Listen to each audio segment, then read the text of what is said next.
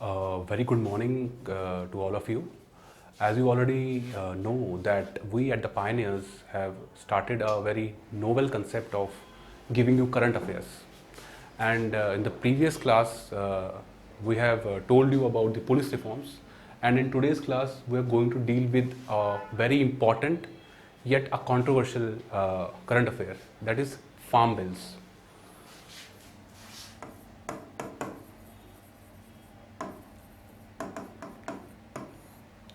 Class, as you know, in India, still a large amount of population is dependent upon agriculture. So these bills are having a very huge ramifications upon the socio-economic aspect of our country. In this regard, today I am going to deal with the farm bills.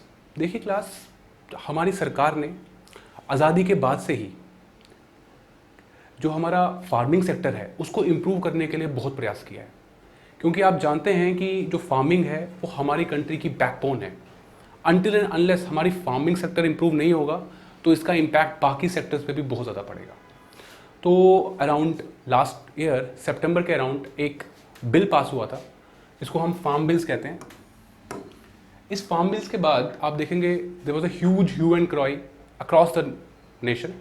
बहुत से लोग कह रहे हैं इस bill को मत लाइए, कुछ लोग बोल रहे हैं ये कॉन्ट्रोवर्शियल है, कुछ लोग बोल रहे हैं ये किसानों के विरोध में है. हम इस कंट्रोवर्सी में ना पढ़ते हुए स्ट्रेट फॉरवर्डली हम इस चीज़ में जाएंगे कि इस बिल का एनालाइजेशन करते हैं, इसको हम टोटली इसका विश्लेषण करते हैं कि ये बिल है क्या क्या नहीं है, और एकदम न्यूट्रल बेंट ऑफ माइंड से देखते हैं. क्लास ये 3 हिस्सों में डिवाइडेड है ये बिल. आज की क्लास में हम इसका सिर्फ फर्स्ट वाला बिल लेंगे. जो इसका फर्स्ट बिल है क्लास वो है farmers produce trade and commerce. देखिए क्लास, आप लोग सब जानते हैं कि हमारे यहाँ कोई भी किसान है, जब भी वो खेती बाड़ी करता है वो अपनी उपज आगे जाके मार्केट में बेचता है. लेकिन हिस्टोरिकली देखा जाए हमारे किसानों का बहुत ज़्यादा शोषण किया गया है, उनको बहुत ज़्यादा एक्सप्लॉइट किया गया है. उस एक्सप्लॉइटेशन से बचने के लिए हमारी सरकार ने एक प्रावधान लाया था जिसको हम कहते हैं APMC. ये आपका जानना बहुत ज़्यादा ज़रूरी है क्लास. इसे हम कहते हैं agricultural produce marketing and committee.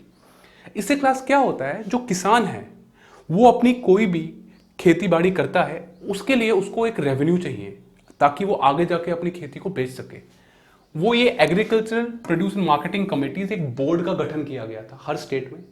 ये कमेटीज क्या करती थी, किसानों के लिए एक प्लेटफॉर्म प्रोवाइड करती थी ताकि किसान अपनी उपज बेच सके. अब किसान क्या करता है क्लास, फार्मर जो है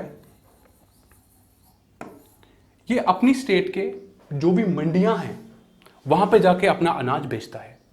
अब ये जो मंडियों में क्लास मिडलमैन होते हैं जिनको हम बिचौलिया कहते हैं, प्लीज इसको आप एक डेरोगेटरी कोनोटेशन में मत लेना. मिडलमैन हम एक न्यूट्रल पर्सपेक्टिव से कह रहे हैं, जिनको हम आड़तिया भी कहते हैं.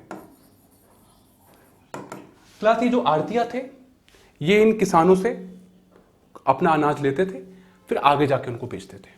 ये बस एक किस्म की सप्लाई चेन को स्मूथ करने का जरिया था ताकि किसानों का शोषण ना हो, क्योंकि ये जो आड़ती और मिडलमैन थे इनको APMC कमिटीज रेगुलेट करती थी, तो किसानों का शोषण नहीं होता था.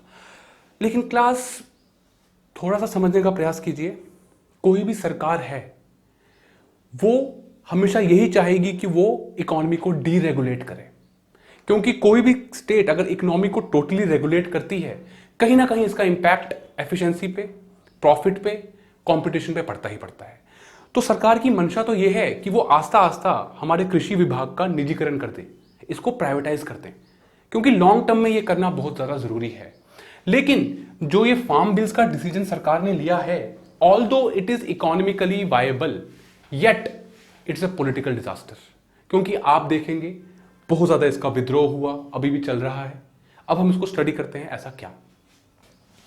देखिए, इस फार्म बिल का जो फर्स्ट वाला बिल था, farmer produce commerce and trade facilitation, उसका मैंने एक स्वॉट एनालिसिस किया है.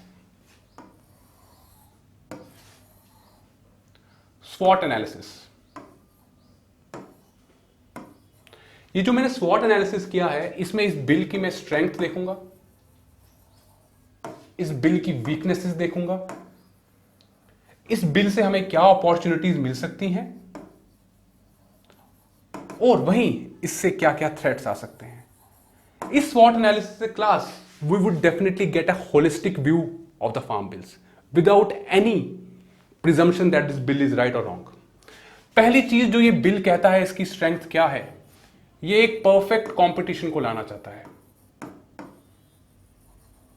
ये चाहता है जो किसान है वो सिर्फ मंडियों में अपना बिल ना बेचे, अपना अनाज ना बेचें, वो कहीं भी बेच सकते हैं। Although economically it's a very good concept कि अगर परफेक्ट कंपटीशन आएगा तो वो किसान कहीं पर भी जाके बेचेगा, उसके ऊपर कोई जोर जबरदस्ती नहीं है कि आपको मंडियों में ही बेचनी है, आपको यहीं बेचनी है, उसकी मन है वो जहां मर्जी बेचे। ये बहुत बड़ी स्ट्रेंथ है इस बिल की कि किसान के पास एक लिबर्टी मिल गई है, वो कहीं पर भी जाके बेच सकता है। लेकिन साइमल्टेनियसली इसकी वीकनेस देख लीजिए क्लास। आप जानते हैं जितनी भी एपीएमसी जो मार्केटिंग कमेटी थी, ये आगे जितने भी आड़तियों के जो अपने गोडाउन्स रखते थे, कुछ भी सामान रखते थे, उससे ये फीस चार्ज करते थे। स्टेट को इससे रेवेन्यू मिलता था, स्टेट को इससे रेवेन्यू मिलता था। बट इस बिल के आने के कारण ये जो स्ट्रक्चर है ये कहीं ना कहीं खत्म हो जाएगा। स्टेट्स को बिल नहीं आएगा, स्टेट्स को रेवेन्यू नहीं मिलेगा, तो स्टेट्स के लिए ये फायदेमंद नहीं है। और स्टेट्स बोलेंगी इट इज अगेंस्ट फेडरलिज्म, आप ऊपर से तानाशाही कर रहे हैं, हमारी तो मर्जी नहीं है, हमको तो इस चीज को नहीं लाना, हमारा रेवेन्यू लॉस होगा। तो इस बिल की ये एक बहुत बड़ी वीकनेस है कि states will cry, they will say that our revenue is not coming as it was coming before. इसकी अपॉर्चुनिटी देखिए क्लास, इस बिल से हमें क्या अपॉर्चुनिटी मिल सकती है। देखिए क्लास, एक स्ट्रीमलाइन होना, एक यूनिफॉर्माइजेशन होना बहुत जरूरी है। इससे क्या होता है क्लास, फ्रिक्शन कम हो जाती है। कोई भी किसान का यहाँ पर कोई रूल्स रेगुलेशंस है, आगे भी कोई रूल्स रेगुलेशंस है, तो उसमें एक स्मूथनेस बनी रहेगी विदाउट एनी फ्रिक्शन। तो इस बिल से एक अपॉर्चुनिटी मिल सकती है, वन नेशन वन मार्केट। किसान टोटली फ्री है, कहीं पर भी वो जाके अपना अनाज बेच सकता है। ऑल्दो वो अभी भी फ्री है, मैंने ऐसा कतई नहीं कहा किसान अभी फ्री नहीं है, but this bill will provide a structural backing to this concept. सरकार की मंशा यह दिखती है कि सरकार चाहती है कि पूरे नेशन में एक मार्केट और एक सिस्टम हो जाए ताकि टोटली स्ट्रीमलाइन हो जाए सिस्टम। वहीं इसका एक सबसे बड़ा थ्रेट क्या आता है क्लास, देखिए, क्योंकि थ्रेट देखना बहुत जरूरी है। जो सबसे ज्यादा जिस पे विद्रोह हो रहा है, अभी भी चलता आ रहा है, उसको समझने का प्रयास कीजिए क्लास। किसानों को डर है कि एमएसपी खत्म हो जाएगी। देखिए क्लास, एमएसपी क्या होती है थोड़ा समझने का प्रयास कीजिए। जैसे मैं एक किसान हूं, मुझे आलू की खेती करनी है, गेहूं की खेती करनी है, मैं जब तक वो खेती ना करूंगा, जब तक मुझे इस चीज का ज्ञात ना हो जाए कि वो खेती मेरे लिए रेम्यूनरेटिव है कि नहीं, मुझे उससे फायदा होगा कि नहीं होगा, मैं तभी खेती बाड़ी करूंगा जब मुझे पता है कि मुझे उतना उसका मेरा कॉस्ट रिकवर हो जाएगा और मैं प्रॉफिट कर पाऊंगा। उसी पे हमारी एमएस स्वामीनाथन की एक कमीशन का गठन हुआ था। उन्होंने कहा था एक एमएसपी निकाल दिया जाए, न्यूनतम समर्थन मूल्य। इतने में तो कम से कम किसान को पैसे मिलेंगे ही मिलेंगे। फॉर इंस्टेंस जैसे क्लास, उन्होंने बोल दिया कि गेहूं 20 रुपए किलो है, न्यूनतम समर्थन मूल्य दे दिया। कल को गेहूं की कीमत बढ़ गई, डिमांड एंड सप्लाई के चक्कर में मान लो 30 रुपए का हो गया, किसान की मर्जी है, वो 30 रुपए का बेचते। लेकिन कहीं अगर उसके दाम गिर गए, 10 रुपए तक हो गया, तो किसान को घाटा होगा। फिर ये एमएसपी का किसान फायदा उठा सकता है, क्योंकि उसको पता है मेरे को एक इंश्योरेंस मिल गया है, मेरे को एक बैकिंग मिल गई है, मैं तो कहीं ना कहीं घाटे में ना जाऊंगा। लेकिन किसान को लगता है इस बिल के आने के कारण एक थ्रेट जनरेट होती है कि कहीं ना कहीं आगे जाके ये इस एमएसपी को खत्म कर देगा। लेकिन ऑल दो सरकार ने कैटेगोरिकली ये मेंशन किया है कि हम एमएसपी को खत्म नहीं करेंगे, एमएसपी थी, एमएसपी रहेगी। लेकिन इन किसानों का ये डर है, दिस इज अ थ्रेट, कि ये एमएसपी कहीं ना कहीं खत्म हो जाए। और साइमल्टेनियसली एक थ्रेट और बहुत बड़ी है। देखिए क्लास, ये जितनी भी एपीएमसीज की मंडीज थी, जितनों भी आड़तियों का इंफ्रास्ट्रक्चर था, उनके पास प्रॉपर स्टोरेज फैसिलिटीज थी, उनके पास प्रॉपर इंफ्रास्ट्रक्चर और लॉजिस्टिक्स चेन था। उनको पता था सामान आता है, हम इसको स्टोर कर लेते हैं। अब एक किसान को पता ही नहीं है कि अब वो प्राइवेट में जाके कहीं बेच रहा है, उस प्राइवेट वाले के पास उतना इंफ्रास्ट्रक्चर स्टैंडर्ड है कि नहीं। किसान अपना सामान लेके जा रहा है, पेरिशेबल गुड्स हैं, टमाटोज हैं या वेजिटेबल्स हैं, किसान के पास उतने पैसे ही नहीं कि उनको स्टोर कर सके, तो उसको डर लगता है कि कहीं ना कहीं मार्केट एसेसिबिलिटी पे और स्टोरेज पे इसका बहुत बड़ा इंपैक्ट पड़ेगा। तो नटशल में जब हम इस फार्म बिल को देखते हैं क्लास, इसकी स्ट्रेंथ तो आपको पता चलेगी, सरकार कह रही है एक परफेक्ट कंपटीशन जनरेट हो जाए, किसानों को टोटली फ्री मिल जाए। साइमल्टेनियसली सरकार कह रही है इसकी वीकनेस क्या है कि एपीएमसीज के थ्रू जो रेवेन्यू जनरेट होता था स्टेट्स को, अब वो जनरेट नहीं होगा। स्टेट इस पे क्रिप कर रही है कि हमें रेवेन्यू जनरेट नहीं हो रहा। अपॉर्चुनिटी है कि वन नेशन वन मार्केट बनेगा। आगे जाके देखिए क्लास, थोड़ा सा मैं आपको डाइग्रेस कर रहा हूं। जब जीएसटी आया स्टार्टिंग में बहुत ज़्यादा इसका विरोध किया गया। दिल्ली में मेट्रोज आई, स्टार्टिंग में बहुत ज़्यादा विरोध किया। देखिए class, whenever a new technology और a novel concept comes, there are and there will be teething problems.